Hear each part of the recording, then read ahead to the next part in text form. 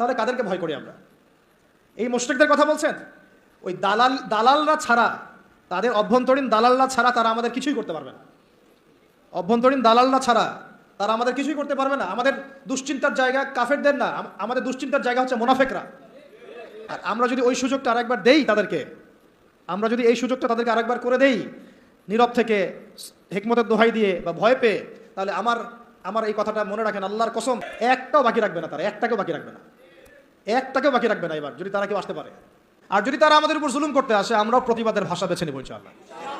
কারণ বিপ্লব বা অভ্যুত্থান কখনো কনফ্লিক্ট ছাড়া হয় না। এর প্রমাণটা আমাদের ছাত্র ভাইরাই দেখাই দিয়েছে।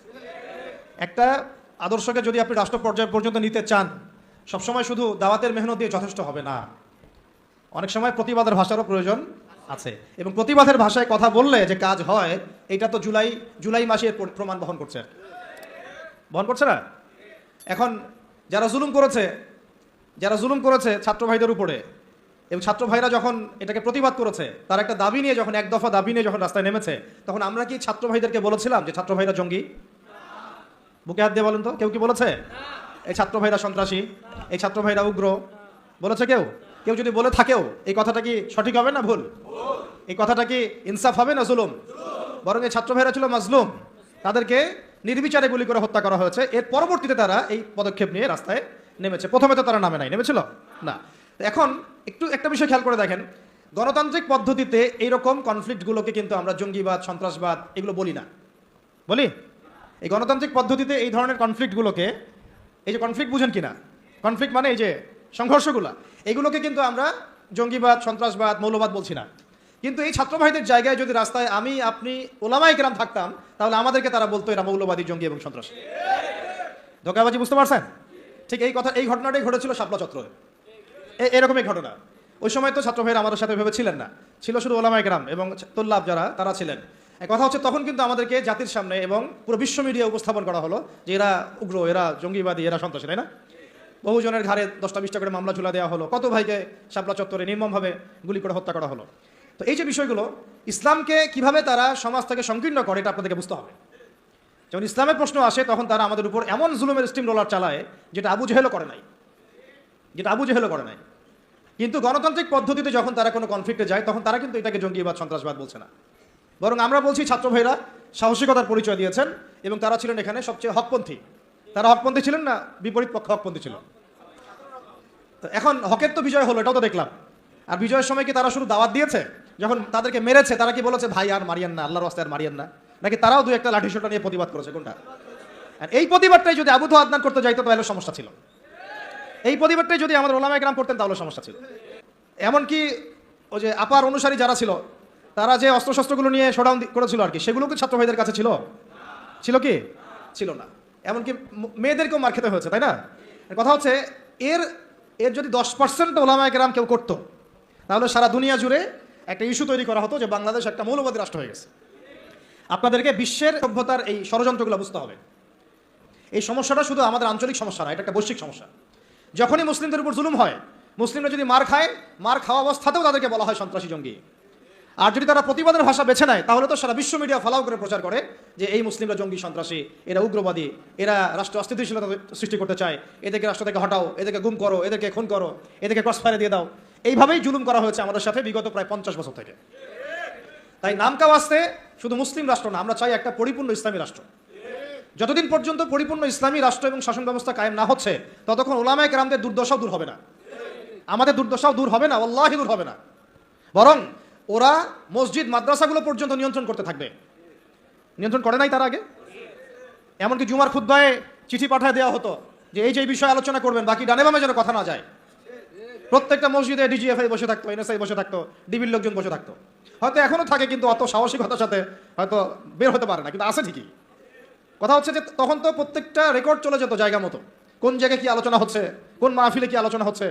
এই জন্য আপনাদেরকে আমি বলতাম, এখনো বলি যে মোবাইল ফোনের এই যে মানুষকে প্রচার করার, জানান দেওয়ার যে একটা অপসংস্কৃতি, এখান থেকে বের হন, গোপনে করতে শিখেন। তারা গোপনে এইভাবে দায়ীদের, আলেমদের নাম লিস্ট করে গোপনে উঠাই ফেলতো। কাউকে গুম করার সময় তারা কি বলতো লাইভে এসে, অমুককে আজকে গুম করবো? বলতো কখনো? তাহলে আমরা তো দেখা যায় এমন একটা অবস্থা, কোথাও ওয়াজ করতে গেলে, আজকে ওয়াজ করে আসলাম 1.5 ঘন্টা, আল্লাহ যেন কাজে বরকত দান করেন, জানাইতেই হবে মানুষকে আমার। না জানানোর পর্যন্ত আমার ইবাদত মনে হয় কবুল হচ্ছে না। এই যে একটা সাইকোলজিক্যাল ডিসঅর্ডার, আমি বলি এটা সাইকোলজিক্যাল ডিসঅর্ডার, মানে আমাদেরকে আরো অনেক স্মার্ট হইতে হবে। এত সহজ না রাষ্ট্র পর্যায় পর্যন্ত ইসলামকে নিয়ে যাওয়া। আমাদের ভিতরে ভিতরে কাজ করতে হবে, গোপনে গোপনে কাজ করতে হবে। নবী সাল্লাল্লাহু আলাইহি ওয়াসাল্লাম প্রথম 3 বছর গোপনে দাওয়াত দিয়েছেন। কত বছর? 3 বছর টানা। কিছু কাজ গোপনে করতে হয়, কিছু কাজ গোপনে করতে হয়। তাহাজ্জুদের কিছু দোয়া গোপনে করতে হয়। ওই গোপন দোয়াতে ওমর রাদিয়াল্লাহু আনহুর মতো মানুষ ইসলাম কবুল করে। ভালো করে বুঝবেন, সবকিছু প্রচার করতে হয় না। হ্যাঁ, প্রচার আমি করব, যেটা প্রচার করার প্রয়োজন, যেটা প্রচার করা দরকার, সেগুলো আমরা প্রচার করবো।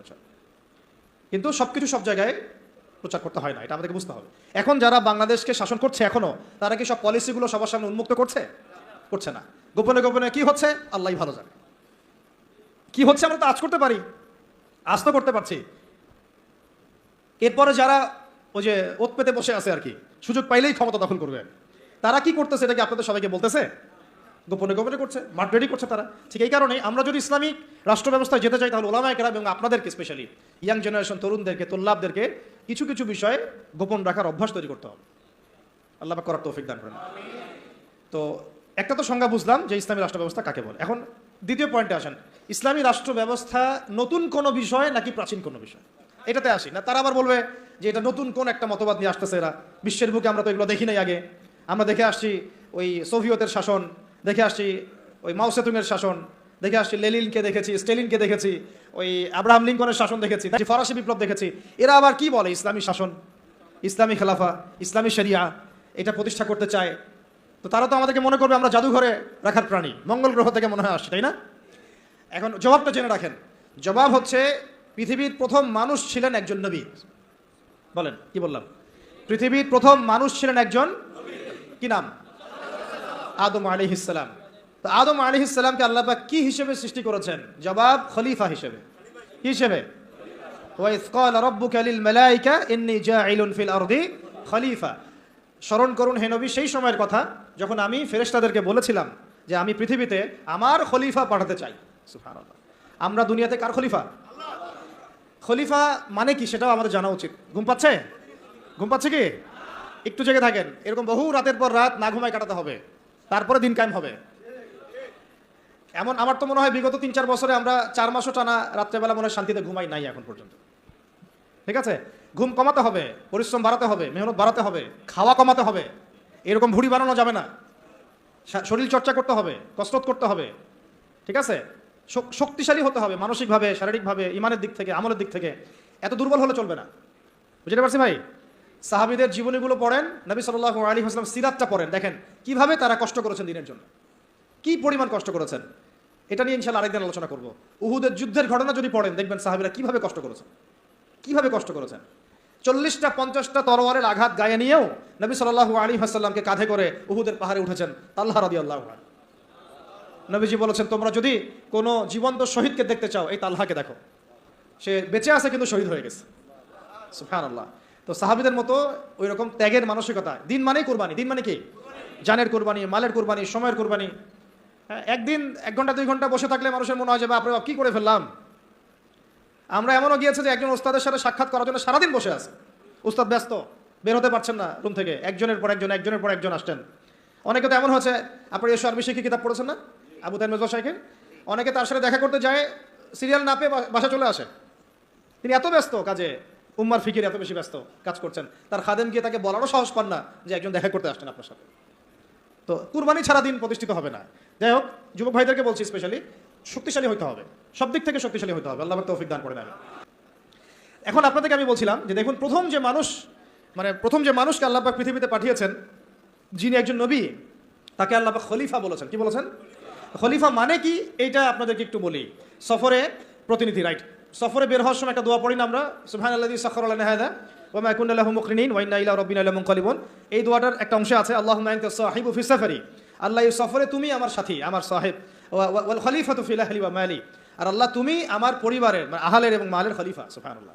মানে খলিফা মানে আল্লাহ আমি তো বাসায় নাই, আমি তো সফরে বের হয়ে গেলাম, আমার বাসার, আমার আহল, আমার মালের দেখাশোনাকারী, খলিফা, তত্ত্বাবধায়ক এবং প্রতিনিধি হচ্ছে তুমি আল্লাহ। খলিফা মানে কি? যিনি একজনের অবর্তমানে আরেকজনের ওই দায়িত্বটাই পালন করেন। তো যদি আমরা পৃথিবীতে আল্লাহর খলিফা হই, তাহলে এই দুনিয়াতে আমাদের দায়িত্ব কি? আল্লাহর বিধান কায়েম করা না? যদি আমরা আল্লাহর জমিনে আল্লাহর বিধান না কায়েম করি, তাহলে কি আমরা আল্লাহর খলিফা হব না শয়তানের খলিফা হব?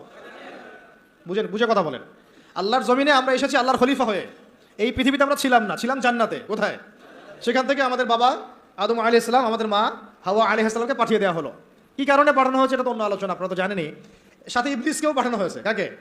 ইবলিসকে। এই কনফ্লিক্ট চলছে, কিয়ামত পর্যন্ত চলবে। আর মানুষের হায়াত অল্প, ইবলিসের হায়াত আবার কিয়ামত পর্যন্ত, তাই না? তো এখন সে মিশন, তার মিশন হচ্ছে মানুষকে সে জাহান্নামে নিয়ে যাবে। আর আদম আলাইহিস সালাম, হাওয়া আলাইহিস সালাম যখন পৃথিবীতে এসেছেন, তখন থেকে নিয়ে এই জমিনে আল্লাহ পাকের খলিফা কারা ছিলেন? আমাদের পিতা, আমাদের মাতা নন? তারপরে তার সন্তান, তার সন্ততি নন? এখন যদি আমরা আল্লাহর জমিনে এসে আল্লাহর বিধান বাস্তবায়ন না করি, তাহলে কি আমরা আল্লাহর খলিফা হতে পারবো না শয়তানের খলিফা হব? কেউ যদি আল্লাহর জমিনে আল্লাহর নাজ নিয়ামত ভোগ করে শয়তানের দাসত্ব করে, শয়তানের বিধান বাস্তবায়ন করে, সে কি আদৌ আল্লাহর খলিফা না শয়তানের খলিফা? এখন আপনারা আমাকে বলেন, এই পুরো বিশ্ব সিস্টেমে যারা আল্লাহর আকাশের নিচে আল্লাহর বাতাস নিয়ে আল্লাহর রিজিক ভোগ করে, আল্লাহর দেওয়া হায়াত ভোগ করে, হ্যাঁ, আল্লাহর দেওয়া নাজ নিয়ামত ভোগ করে, আল্লাহরই জমিনে আল্লাহর বিধান বাদ দিয়ে শয়তানের, তাগুতের, কাফেরের বিধান বাস্তবায়ন করছে, তারা কি আদৌ আল্লাহর খলিফা? তারা কি আদৌ আল্লাহর খলিফা? আর তাদের ওই সিস্টেমটা কি আদৌ খিলাফা সিস্টেম? হ্যাঁ, যেহেতু তারা খলিফা নন, তাহলে তাদের সিস্টেমও তো খিলাফা সিস্টেম হওয়ার প্রশ্নই ওঠে না। বরং ওই সিস্টেমের নাম আল্লাহ পাক বলেছেন তাগুত। কি নাম? তাগুতি সিস্টেম। কি সিস্টেম? তাগুতি সিস্টেম।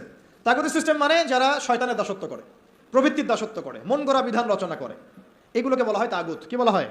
আর এই তাগুতকে আল্লাহ পাক কুফরি করতে বলেছেন। তাগুতের সাথে আমাদেরকে আল্লাহ, মুমিনদেরকে বলেছেন, তোমরা তাগুতের সাথে কুফরি করো এবং আল্লাহর প্রতি ঈমান নিয়ে আসো। তাগুতের সাথে কুফরি না করে কেউ আল্লাহর প্রতি ঈমান আনতে পারবে না। ফামান ইয়াকফুর বিত-তাগুত ওয়া ইউমিন বিল্লাহ ফাকাদ ইসতামসাকা বিল উরওয়াতিল উসকা।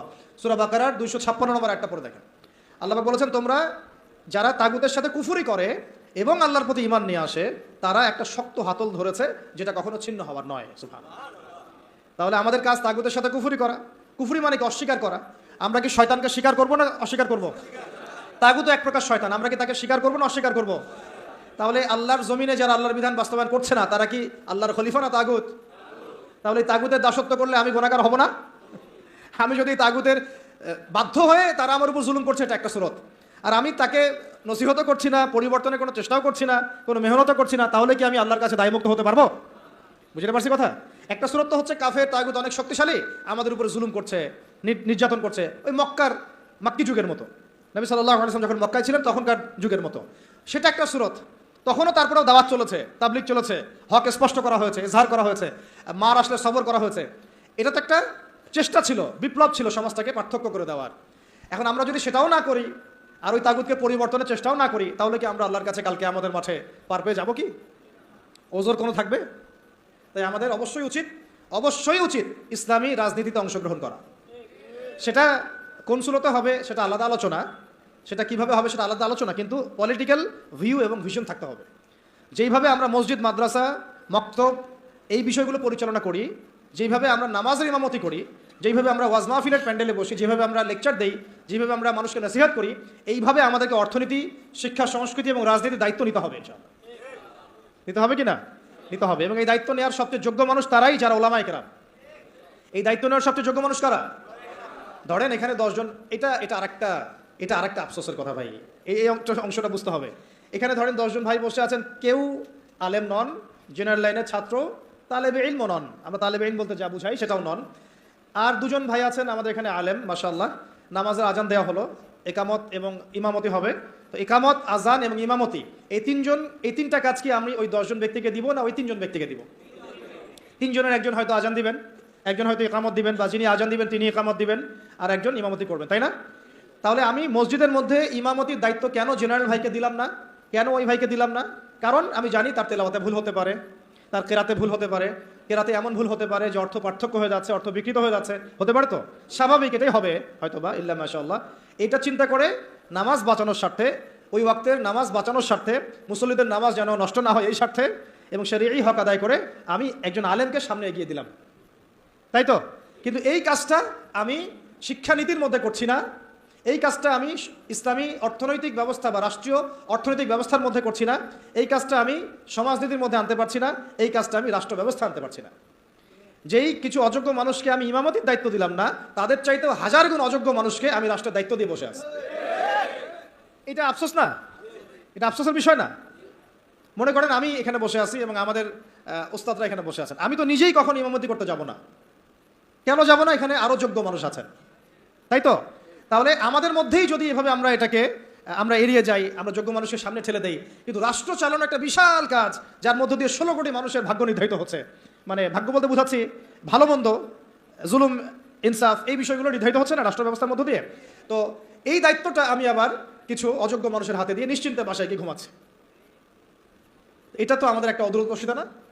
এই জন্য আমাদের সবাইকে একটা পলিটিক্যাল ভিশন এখন রাখতে হবে। আগে যা হয়েছে হয়েছে, যখন যেটা বুঝি নাই, এখন মসজিদ মাদ্রাসা মক্তব যেভাবে আমরা চালাই সাফল্যের সাথে, সেইভাবে আমরা সমাজ চালাবো ইনশাআল্লাহ, সেইভাবে আমরা ইনশাআল্লাহ অর্থনীতিও চালাবো ইনশাআল্লাহ, আজ হোক আর কাল হোক রাষ্ট্র চালাবো ইনশাআল্লাহ। এবং আমরা আমাদের তরুণ ভাইদেরকে সাথে নিব, প্রতিভাবান ভাইদেরকে সাথে নিব, তুল্লাবদেরকে সাথে নিব, যারা সাহসী তাদেরকে সাথে নিব। আমাদের মধ্যে যারা অমুসলিম কিন্তু আবু তালেবের মতো আমাদের কাছে ওই ভূমিকা রাখবে, প্রয়োজনে সেই মানুষদেরকে আমরা স্পেস দিব ইনশাআল্লাহ। আবু তালেব আমাদেরকে সাহায্য করেন নাই মক্কায়? করেছেন কিনা? তো যদি অমুসলিমও হয় কিন্তু আবু তালেবের মতো হয় কোনো সমস্যা নাই, কিন্তু অমুসলিম হয়ে যদি আবু জেহেলের মতো হয় সমস্যা আছে। কথা বুঝতে পারছি? তাহলে ইসলামী রাষ্ট্র ব্যবস্থা নতুন কোনো কনসেপ্ট নয়, বরং এটা একটা প্রাচীন কনসেপ্ট। সভ্যতা শুরুই হয়েছে একজন খলিফা দ্বারা, সুবহানাল্লাহ। আর এই মানব সভ্যতার শেষও হবে একজন ইমামুন আদিল খলিফার হাতে। তাহলে সভ্যতা শুরু হলো ইসলাম দিয়ে, সভ্যতা শুরু হলো খিলাফা দিয়ে, সভ্যতা শুরু হলো শরিয়া আইন দিয়ে, আর শেষও হচ্ছে একজন ইমামের হাতে, একজন নবীর হাতে এবং ইসলামী খেলাফতের হাতে, তাই না? বিশ্ব ব্যবস্থার গন্তব্য হচ্ছে ইসলামী খেলাফা। এই বিশ্বের গন্তব্য কি? আস্তে আস্তে আবারও ইসলামী খেলাফার দিকে আসবে, নবুয়তের আদলে খেলাফা আসবে, আবার নবুয়তের আদলে খেলাফা আসবে ইনশাআল্লাহ। এখন আমরা জানলাম যে খেলাফা দিয়েই শুরু হয়েছে, খেলাফা দিয়েই শেষ হবে, তাহলে ভাই আমরা মাঝখানে কি করতেছি? আমরা মাঝখানে আসলে কি করতেছি? তাহলে আমাদের এই পলিটিশিয়ানদেরকে কে বুঝাবে বলেন? কার এই ক্ষমতা আছে তাদেরকে বুঝায়? কিছু বিষয় আছে, কিছু মানুষ বুঝতে চায়, কিছু মানুষ বুঝতে চায়, আর কিছু মানুষ তো বোঝার কোশিশও করে না। কিছু আছে অবুঝ, যাদেরকে বোঝানো যায়, আর কিছু না বুঝ, যতই বুঝান বুঝবে না। এটা কি বলা হয়? এটাকে বলা হয় না বুঝ, কখনোই বুঝবে না। সুম্মুন বুকমুন উমিয়ুন ফাহুম লা ইয়ারজিউন, এরকম আর কি। এর কথা হচ্ছে দাওয়াত তো দিতে হবে আমাদেরকে, বুঝুক আর না বুঝুক আমরা কি করব? দাওয়াত দিব। নবী সাল্লাল্লাহু আলাইহি ওয়াসাল্লাম আবু জাহেল আবু লাহাবদেরকে দাওয়াত দিয়েছেন না? উতবা শাইবাদেরকে দাওয়াত দিয়েছেন না? তারা কেউ মেনেছে, কেউ মানে নাই। ওমর রাদিয়াল্লাহু আনহু দাওয়াত কবুল করেছেন, হামজা রাদিয়াল্লাহু আনহু দাওয়াত কবুল করেছেন, খালিদ বিন ওয়ালিদ দাওয়াত কবুল করেছেন, কিন্তু দেখা গেছে আবু জাহেল, আবু লাহাব, উতবা শাইবা, আশনাক বিন শারিকেরা দাওয়াত কবুল করে নাই। কিন্তু আমাদের দাওয়াতটা সব মহলেই প্রচার করতে হবে। আল্লাহ পাক আমাদেরকে বোঝার তৌফিক দান করেন। শুধু পলিটিশিয়ান না, বরং প্রশাসনে যারা আছি আমরা, প্রশাসনে যারা আছেন, গোয়েন্দা সংস্থা যারা আছে, যারা আপনার বুদ্ধিজীবী বলে দাবি করেন নিজেদেরকে, যারা শিক্ষক আছেন, যারা গার্মেন্টস সেক্টরে আছেন, ছাত্র ভাইরা, আওয়ামরা, নারীরা, সবার মধ্যেই দাওয়াতটা দিতে হবে। শুধুমাত্র আমাদের দাড়ি টুপিওয়ালা মানুষদের মধ্যেই দাওয়াতটাকে সীমাবদ্ধ রাখলে কিন্তু চলবে না, কারণ তারাও সমাজের একটা বড় অংশ, তাদেরকে বাদ দিয়ে কিন্তু আমরা কাজ করতে পারছি না। আল্লাহ পাক আমাদের সব মহলে দাওয়াতের কাজ করার তৌফিক দান করেন। ধরেন আমাদের সামরিক কোনো প্রশিক্ষণ নাই, আছে নাই, কিন্তু আমাদের আর্মি অফিসার ভাইদেরকে যদি আমরা দাওয়াত দিয়ে তাওহীদ বুঝাতে পারি, রিসালাত বুঝাতে পারি, আখিরাত জানাতে পারি, আল্লাহ পাকের শরিয়া আইন, ইসলামী রাষ্ট্রের গুরুত্ব, এই তাগুত, এই কুফর, শিরক, নেফাক, এগুলো স্পষ্ট করতে পারি, জিহাদ তো তারাই করবে ইনশাআল্লাহ, তাই না? প্রশিক্ষণ তাদের আছে, তাদের ওই যোগ্যতা আছে, তাদের সেই ম্যাচুরিটি আছে, তাদের বিচক্ষণতা আছে, দেখবেন তারাই আমাদের চেয়ে ভালো যুদ্ধ করতে পারবে। তাহলে যদি আমরা আজ হোক আর কাল হোক, আল্লাহ জানেন ভালো, আমরা জানি না, যদি কোনো কুফফার শক্তির সাথে আমাদের কখনো কনফ্লিক্ট হয়, তাহলে সামনে কারা থাকবে? তাদেরকেই তো রাখতে হবে। এই জন্য দাওয়াত তাদেরকেও দিতে হবে অবশ্যই। এই দাওয়াতটা আমাদের একটু ঘাটতি হয়ে গেছে বলে আমি মনে করি। অনেক ওলামায়ে কেরাম একমত হন যে আসলে সব মহলে দাওয়াতটা এইভাবে প্রচার হচ্ছে না। আমরা চিন্তাটা তো এমন থাকা উচিত যে গুম হয়ে গেলেও আমি ওই সেলে বসেও দাওয়াতি কাজ করব, জেলখানায় চলে গেলে ওখানেও আমি দাওয়াতি কাজ করব। এটাও সুন্নাহ, তো এটাও তো সুন্নাহ। মানে এভাবে দাওয়াতি কাজ করলে অনেক ফলাফল হয়, ফলাফল আসে।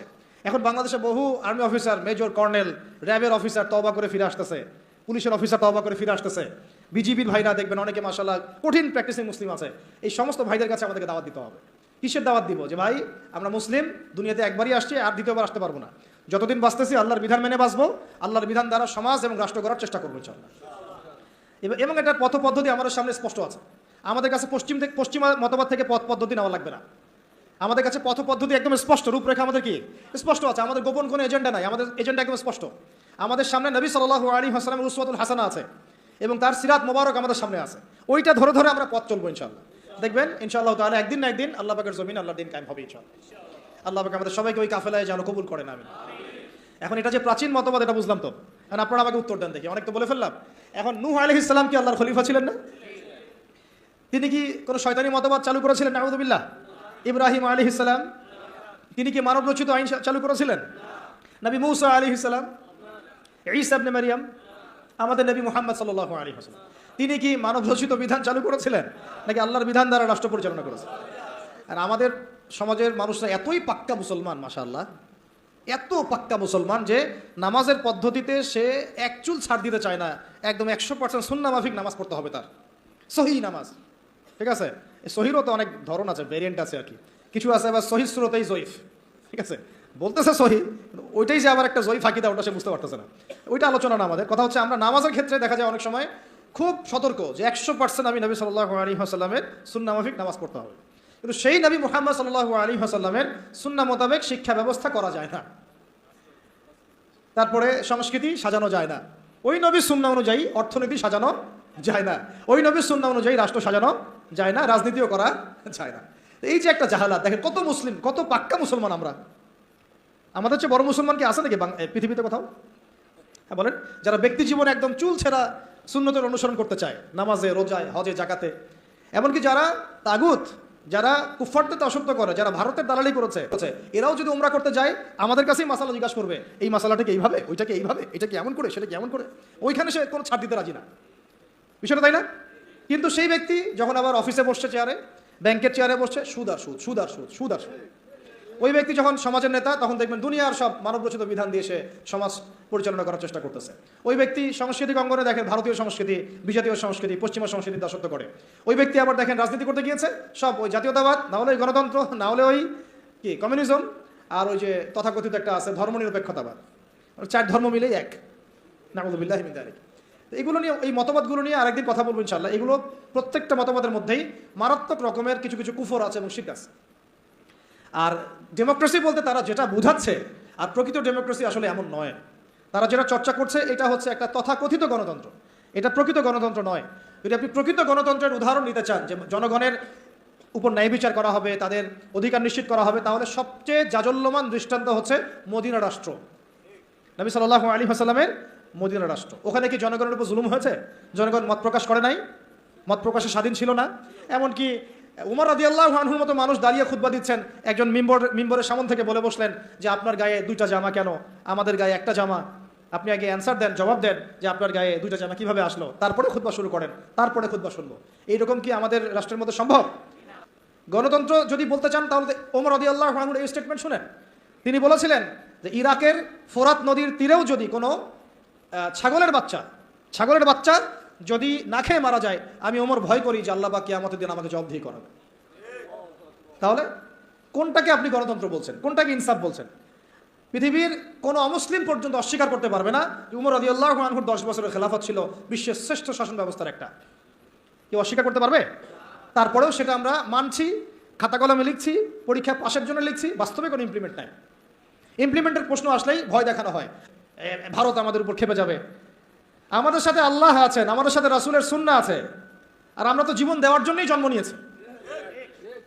আমরা তো একটা শাহাদাতের জন্য সারা দিন রাত দোয়া করতে থাকি আল্লাহর কাছে। তাহলে কাকে ভয় পাচ্ছি আমরা? আর যাদের সাথে আল্লাহ থাকে তাদেরকে কোনো শক্তি কি পরাজিত করতে পারে? ওই রোমানদেরকে মুসলিমরা রাসূল সাল্লাল্লাহু আলাইহি ওয়াসাল্লামের যুগের পরে পরাজিত করে নাই? মোতার যুদ্ধে, ইয়ারমুকের যুদ্ধে ওই পারস্যের সম্প্রদায়কে খালিদ বিন ওয়ালিদ রাদিয়াল্লাহু আনহু, সাদ ইবনে আবি ওয়াক্কাস তারা পরাজিত করেন নাই? তাহলে কাদেরকে ভয় করি আমরা? এই মুশরিকদের কথা বলছেন? ওই দালালরা ছাড়া, তাদের অভ্যন্তরীণ দালালরা ছাড়া তারা আমাদের কিছুই করতে পারবে না। অভ্যন্তরীণ দালালরা ছাড়া তারা আমাদের কিছুই করতে পারবে না। আমাদের দুশ্চিন্তার জায়গা কাফেরদের না, আমাদের দুশ্চিন্তার জায়গা হচ্ছে মুনাফিকরা। আমাদের দুশ্চিন্তার জায়গা কুফাররা নয়, বরং আমাদের দুশ্চিন্তার জায়গা কোনটা? মুনাফিকরা। এই মুনাফিক মুক্ত, দালাল মুক্ত সমাজটা গড়েন, দেখবেন যে ইসলামী শরিয়া অর্ধেক কায়েম হয়ে গেছে ইনশাআল্লাহ। কিন্তু এটা তো আমরা ব্যর্থ হলাম। এখন পর্যন্ত দেখছি যে সব জায়গায় তারা ঘুরে বেড়াচ্ছে, তাই না? সবার আগে উচিত ছিল এই কেসাসগুলো বাস্তবায়ন করা। তো কেসাস শব্দই তো মানুষ শুনে নাই, বুঝে না, জানে না। নামাজ জিজ্ঞাসা করলে নামাজ বুঝে, রোজা বললে রোজা বুঝে, সওম বললে সওম বুঝে, যাকাত হয়তো বুঝে কিছুটা, সালাত বুঝে, তারাবি বুঝে, কেসাস বুঝে না। কেসাস মানে মুগ্ধকে যে হত্যা করেছে তাকেও হত্যা করতে হবে, নাম কেসাস। এই ভাষায় কথা বলা দরকার ছিল আমাদের। খুনের বিচার, এইসব শব্দ বাদ দেন। শব্দগত বিপ্লবের দরকার, শব্দগত বিপ্লবের দরকার আছে, ভাষাগত আদর্শের বিপ্লবের দরকার আছে। ওরা একটা শব্দ বলবে, আমাদেরকে কাউন্টার শব্দ বলতে হবে। ওরা যদি বলে আমরা ধর্মান্ধ, আমাদেরকে বলতে হবে এরা হচ্ছে সেকুলার অন্ধ, এরা নাস্তিক অন্ধ, এরা বামান্ধ, ওরা যদি আমাদেরকে মৌলবাদী বলে, আমরা ওদেরকে কাউন্টার শব্দ প্রয়োগ করব। ওরা আমাদেরকে বলে, কি বলে, আর কি কি শব্দ বলে বলেন? হ্যাঁ, জঙ্গি টঙ্গি বলে, আমরা বলবো এরা দালাল। এরা কি? এরা দালাল। ওরা যদি কাউকে জঙ্গি বলে, আমরা বলবো সে মুজাহিদ। সে কি? মুজাহিদ। ওরা যদি বলে ইসলামী আইন সেগুলো শেখেলে, আমরা বলবো ইসলাম চির আধুনিক, ইসলাম চির আধুনিক। ওরা বলেছে আমাদেরকে যে হত্যার বিচার, তো হত্যার বিচার শব্দ তো অতটা মনের মধ্যে আঘাত করে না, কিসাস শব্দ আঘাত করে। কিসাস আল্লাহর দেওয়া শব্দ। এটা কি বাস্তবায়িত হয়েছে? আপনারাই বলেন তো, এই জুলাই বিপ্লবের পরেও কি হয়েছে? এই যে জিনিসগুলো কেন হচ্ছে না, কেন হবে না? কারণ আমরা ইসলামী শরিয়া বা ইসলামী আইনটাকে বাস্তবায়ন করতে পারি নাই। ইসলামী শরিয়া আইন থাকলে এটা ইনস্ট্যান্ট ব্যাপার ছিল, ইনস্ট্যান্ট, দেন অ্যান্ড দেন কেসাস। খুন করেছো, ধরে নিয়ে আসা হবে, তার পরিবারকে আনা হবে, আর হত্যাকারীকে আনা হবে, পরিবারকে জিজ্ঞাসা করা হবে তোমার ওই সন্তানকে অমুক হত্যা করেছে, সাক্ষী আছে, প্রমাণ আছে, সব আমাদের কাছে দলিল প্রমাণ মওজুদ। তুমি কি তাকে মাফ করতে চাও? তুমি কি তাকে মাফ করে মুক্তিপণ নিতে চাও, না তার কেসাস চাও? দুটো অপশন দেওয়া হবে। যদি পরিবার বলে যে আমি মুক্তিপণ চাই, আমাকে 100 উটের মূল্য দিলে হবে বা এটা, তাহলে ওই ব্যক্তির বেঁচে থাকার সুযোগ আছে, ও ছাড়া পেয়ে গেল, যে খুন করেছে সে মাফ পেয়ে গেল, কারণ পরিবার তাকে মাফ করে দিয়েছে। অনেক ঘটনা এমনও ঘটেছে যে হ্যাঁ আমি তাকে মাফ করবো যদি সে কোরআনে হাফেজ হয়, তাহলে জেলখানায় গিয়েছে, পুরো কোরআন হিফজ করেছে, তারপর সে ছাড়া পেয়েছে, এমন ঘটনা ঘটেছে ইসলামী শরিয়ার মধ্যে। আর যদি সে বলে না আমি আমার ছেলের বিচার চাই, কেসাস চাই, যেভাবে আমার ছেলেকে হত্যা করা হয়েছে ঠিক সেইভাবে আমি তার কেসাস চাই, ওইভাবেই ইসলামী আদালত তার কেসাস বাস্তবায়ন করবে। একেবারে কোর্ট মার্শাল শেষ, এত সময় লাগে না। চুরি করেছে প্রমাণিত হলে জুমার নামাজ শেষ, চোরদেরকে সামনে রাখা হবে, চোখ বন্ধ করে চোখ বেঁধে ফেলা হবে, হাত রাখা হবে, বাকি যারা ল বাস্তবায়ন করবেন তারা থাকবেন, উপস্থিত কিছু জনতাও থাকবে। ইনস্ট্যান্ট কবজি পর্যন্ত হাত কেটে ফেলা হবে, চোরের বিধান শেষ। জনগণ দেখলো চুরি করলে এই বিধান, আরও কি চুরি বাড়বে না কমবে? নিশ্চয়ই বাড়বে। কি মনে হয় আপনাদের? জেনা করেছে, যেটা জেনা একদম কমন আমাদের সমাজে, জেনা রন্ধ্রে রন্ধ্রে ঢুকে দেওয়া হয়েছে। কি স্কুলে, কি কলেজে, কি ইউনিভার্সিটিতে খালি জেনা। এটার শাস্তি 100 বেত্রাঘাত, তাও জনসমক্ষে। প্রমাণিত হয় অবিবাহিত, পরকিয়া, দেবর ভাবি, শালিদুলা ভাই, চলতেছে না এগুলা? কম না বেশি বলেন? প্রচুর প্রচুর, আশঙ্কাজনক। এগুলোর বিচার হচ্ছে কোমর পর্যন্ত মাটিতে পুঁতে রজম করা, পাথর নিক্ষেপ করে হত্যা করা। আল্লাহ নবী সাল্লাল্লাহু আলাইহি ওয়াসাল্লাম নিজে এগুলো করেছেন, নিজে। তো এই সুন্নাহগুলো কোথায়? জাদুঘরে থাকবে? যদি ইসলামী রাষ্ট্র ব্যবস্থায় শরিয়া পর্যন্ত আমরা যেতে না পারি, এগুলোর বাস্তবায়ন কখনোই হবে না, কখনোই হবে না। এগুলো কোরআনেই থাকবে, হাদিসেই থাকবে, পাতার মধ্যে পড়েই থাকবে, আমরা বাস্তবায়ন করতে পারবো না। আর বাস্তবায়িত না হলে সমাজ কখনোই পাপমুক্ত এবং জুলুমমুক্ত হবে না কখনো। দেখলাম তো আমরা বিগত 50, 60, 70 বছরে যতগুলো মতবাদ আসছে, কোনো মতবাদ এই সমাজটাকে পরিপূর্ণ সংস্কার করতে পারে নাই, রাষ্ট্র সংস্কার করতে পারে নাই, এমনকি দুর্নীতি পর্যন্ত দূর করতে পারে না। উপর থেকে নিচ পর্যন্ত দুর্নীতিগ্রস্ত লোক দিয়ে ভর্তি আছে, উপর থেকে নিচ পর্যন্ত। কি কি এমপি, কি মন্ত্রী, কি আমলা, কি বিচারক, কি এসপি, কি ডিসি, দেখবেন উপর থেকে নিচ পর্যন্ত এমন কোনো সেকশন নাই যেখানে দুর্নীতি হয় নাই। এবং এটা তারাও জানে, যারা করছে এবং করেছে। তারপরেও ওই যে আমাদের একটা গা সয়ে নেওয়া স্বভাব আছে, আমাদের জাতিগত একটা মারাত্মক স্বভাব হচ্ছে বদ স্বভাব, সেটা হলো আমরা সব কিছুকে স্বাভাবিক করে ফেলি। একটা সময় সুদ খাইলে মানুষ লজ্জা পাইতো, এখন স্বাভাবিক হয়ে গেছে। জেনা করতো মানুষ লজ্জা পাইতো, মানুষ জানলে কি হবে, এখন ওপেন ঘুরে বেড়াচ্ছে মানুষ এগুলো। একটা সময় মদ খাইলে মানুষের চক্ষু লজ্জা কাজ করতো, এখন দেখেন মদের বোতল হাতে নিয়ে মানুষ ঘুরতেছে, চিপাই চুপাই মদ খাচ্ছে। এই যুগ আসতেছে সামনে, একটা করে দেখেন সব সয়ে নিয়েছি না আমরা। এইভাবে আমরা কিন্তু তাগুতের বিধানগুলো সয়ে নিয়েছি। একটা জাগরণ দরকার আমাদের মধ্যে, এবং এই জাগরণটা আমি আশা করি, স্বপ্ন দেখি যে সাদা দাড়িওয়ালাদেরকে দিয়ে না হলেও কালো দাড়িওয়ালাদেরকে দিয়ে হবে ইনশাআল্লাহ। পারা যাবে ইনশাআল্লাহ। অনেক পড়াশোনা করতে হবে, সবর করতে হবে, ধৈর্য ধরতে হবে, দাওয়াতের মেহনত করতে হবে, ওলামায়ে কেরামের সোহবতে থাকতে হবে, তাদের কাছে দোয়া নিতে হবে। একদম একটা দুটা কাজ না ভাই, বহু কাজ একসাথে যখন হবে ওই পর্যায়ে যাবো ইনশাআল্লাহ। এখন আপনারা বলতে পারেন যে আমরা কেন ভাইদের মতো এইভাবে মাঠে নামি না, বা এইভাবে কেন আমরা ওইখানে গিয়ে রাষ্ট্র ক্ষমতার দিকে সহিংস কোনো পদ্ধতি বেছে কেন নেই না? কারণ নবী সাল্লাল্লাহু আলাইহি ওয়াসাল্লাম আমাদেরকে এইভাবে শিক্ষা দেন নাই। আমাদেরকে প্রথমে শিক্ষা দেওয়া হয়েছে আমরা জনমত গঠন করব। কি করব? জনমত গঠন করব। সবার আগে আমরা জনগণকে বুঝাবো, তাওহীদ চিনাবো, শিরক চিনাবো, কুফর চিনাবো, তারপরে তাগুত চিনাবো, সুন্নাত চিনাবো, নামাজি বানাবো, দাওয়াতের মেহনত চলবে, আমর বিল মারুফ চলবে, একই সাথে নাহি আনিল মুনকারও চলবে। ইসলামী রাষ্ট্র ব্যবস্থার গুরুত্ব, ফজিলত, না থাকার ক্ষতি সবার সামনে উপস্থাপন করতে হবে। একটা জামায়াত তৈরি করতে হবে, আমাদের একজন ইমাম লাগবে, আমির লাগবে। এগুলো যখন একত্রিত হবে ইনশাআল্লাহ দেখবেন বাকি কাজ হয়ে গেছে ইনশাআল্লাহ। একটা ঘটনা একটা প্রেক্ষাপটকে জন্ম দেয়। কোঠা আন্দোলনের একটা ঘটনা ছিল, একটা ঘটনা, সেটা আজকে দেখেন সার্জিসদেরকে নিয়ে আসছে এই জায়গায়, নিয়ে আসে নাই? একটা ঘটনা একটা নেতৃত্বের জন্ম দেয়, একটা রেভলিউশনের জন্ম দেয়। শাপলা চত্বর ছিল একটা ঘটনা যেটা পারত বাংলাদেশে এই রাষ্ট্র ক্ষমতা ইসলামকে নিতে, কিন্তু কেন জানি আমরা পারি নাই। হয়তোবা আল্লাহ পাক আরও ভালো কোনো পদ্ধতি আমাদের জন্য রেখেছেন হয়তোবা। তবে কোনো কোনো ঘটনা আমাদের সামনে আল্লাহ পাক ঘটান যেগুলোর মধ্য দিয়ে একটা রেভলিউশন হয়ে যেতে পারে। যদি এই ভাইদেরকে নির্মমভাবে তারা এভাবে গুলি না করতো তাহলে তারাও কিন্তু এভাবে সহিংস হতো না, আজকে এরাও কিন্তু দেশ থেকে পালাতো না, তাই না? বিষয়টা আমরা কি কেউ কল্পনাও করেছিলাম যে এভাবে 2 মাসের মধ্যে এমনটা হতে পারে? কখনো কল্পনা করা হয় নাই। বরং মানুষ তো বলছিল যে এরা কখনো যাবে, এমন তো মনেই হচ্ছে না, তাই না? বিষয়টা 1 মাসের মধ্যে আল্লাহ পাক করে দেখালেন।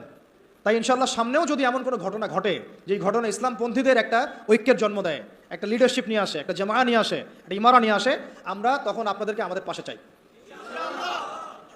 আর যদি আপনাদেরকে আমরা পাশে না পাই তাহলে আমরা বুঝবো আপনারা শুধু ওয়াজ শুনেন, এক কান দিয়ে ঢোকান আর এক কান দিয়ে বের করে দেন। এইভাবে এইরকম অডিয়েন্স আমরা চাই না। আমি শুরুতে একটা কথা বলছি, ইসলামী রাষ্ট্র কায়েম করা চারটাখানি কথা না, আর এটা গরু ছাগলদেরকে দিয়ে হবে না। এটার জন্য সাহসী, বুদ্ধিদীপ্ত এবং একটা জজবাওয়ালা তরুণ প্রজন্ম দরকার। আবেগও থাকতে হবে আমাদের। অনেকে বলে যেটা আবেগই কথা না, আবেগও থাকতে হবে, কারণ অনেক সময় আবেগ মানুষকে সাহসী ভূমিকা রাখার ব্যাপারে সহায়তা করে। আমরা যদি মাঠে থাকি, মাঠ মানে আবার ফেসবুক না। আপনি 1 মাস ফেসবুক চালায়েন না, একটা পোস্টও দিয়েন না, মানুষ বলবে যে আপনি তো মাঠে নাই, আপনাকে যে হুজুর মাঠে দেখি না। মানে তাদের কাছে মাঠ মানে কি? ফেসবুক। আমি মাঠ মানে বুঝাচ্ছি ময়দান মানে এই রুট লেভেল পর্যন্ত, টপ থেকে রুট লেভেল পর্যন্ত আমাদেরকে থাকতে হবে। মসজিদে, মাদ্রাসায়, মক্তবে, সংগঠনে, অ্যাসোসিয়েশনে, এই মিটিংয়ে, সিম্পোজিয়ামে, তালিমে, দার্সে, সব জায়গায় এটা মাঠ মানে শুধু ফেসবুক না। কথা বুঝতে পারছি ভাই? আর আমরা যদি ওই সুযোগটা আরেকবার দেই তাদেরকে, আমরা যদি এই সুযোগটা তাদেরকে আরেকবার করে দেই, নীরব থেকে হিকমতের দোহাই দিয়ে বা ভয় পেয়ে, তাহলে আমার এই কথাটা মনে রাখেন, আল্লাহর কসম, এখন হেলিকপ্টারও চলে ওয়াজ, আর এইখানে ওয়াজ, ওইখানে ওয়াজ, এই গাড়ি চড়া সব বন্ধ হয়ে যাবে।